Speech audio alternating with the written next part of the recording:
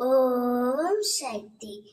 என் அன்பு தங்கமே, இதை கேட்ட அடுத்த நொடியே உன் துணை உன்னை அழைத்து உன்னை காண வேண்டும், உன்னிடம் பேச வேண்டும் என்று சொல்ல போகின்றார்.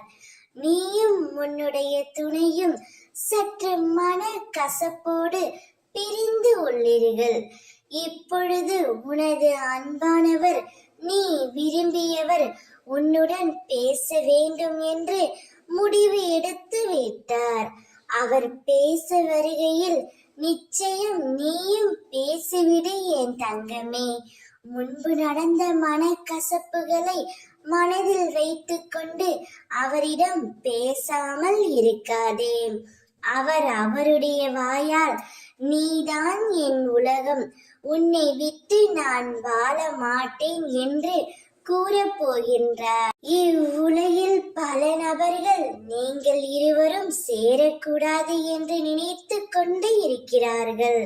அவர்களின் மத்தியில் நீ உன்னுடைய வாழ்க்கையை சிறப்பாக அமைத்துக் கொள்ள வேண்டும்.